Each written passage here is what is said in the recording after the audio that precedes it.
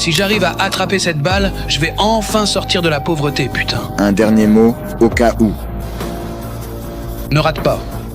Il a verrouillé la cible et j'ai fermé les yeux, sentant le souffle de la mort. Vraiment chanceux. J'ai réussi ce putain de test.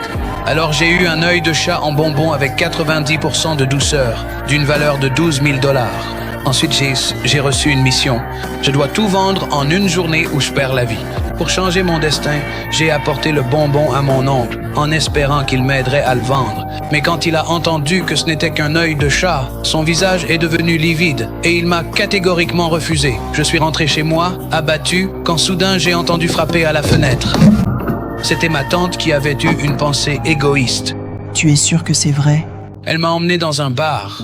Après avoir été contrôlés couche par couche, nous avons rencontré le propriétaire du bar. Mais à peine étions-nous entrés dans la pièce qu'il a soudain giflé ma tante et m'a braqué avec une arme. Elle a dit qu'elle ne connaissait pas un gamin comme moi et a eu l'impression qu'on s'était moqué d'elle. Après que ma tante ait supplié, le patron a accepté de vérifier la douceur du bonbon. Le personnel du bar a dit que la qualité était irréprochable. Oh oui, ouais, c'est ce caviar-là. C'est celui-là. Alors elle m'a pressé de questions, demandant qui avait fabriqué le bonbon et a essayé de voler ses yeux de chat pour elle-même. Je suis vite resté calme, disant que le confiseur avait un pouvoir de fou. Si je ne peux pas sortir de ce bar aujourd'hui, tout ce qui apparaîtra demain, ce sera une bande de tueurs. Au final, on a conclu un marché. C'est dû pour 16 000 $. J'ai gagné mon premier pactole de ma vie. En regardant les liasses de billets devant moi, j'ai décidé de laisser derrière moi ma vieille vie de pauvreté. Dans la journée, j'ai acheté une moto en la payant comptant. Ce soir-là, j'ai continué à vendre des bonbons au bar, mais il y avait toujours des gens qui me surveillaient. Comme mes bonbons se vendaient si bien, ils faisaient de l'ombre aux affaires des autres.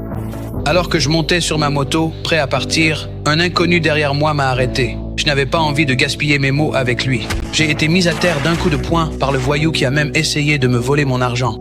Je les ai laissés me frapper, m'agrippant au sac à dos de toutes mes forces, refusant de le lâcher. Le voyou a soudainement brandi son arme et m'a lancé un sourire, ne me laissant d'autre choix que de lâcher prise. Le canon du pistolet pressé contre mon front, ma dignité réduite en miettes et ma moto bien-aimée emportée. Dans ce monde, c'est le plus fort qui fait la loi. Une graine de force a profondément pris racine dans mon cœur.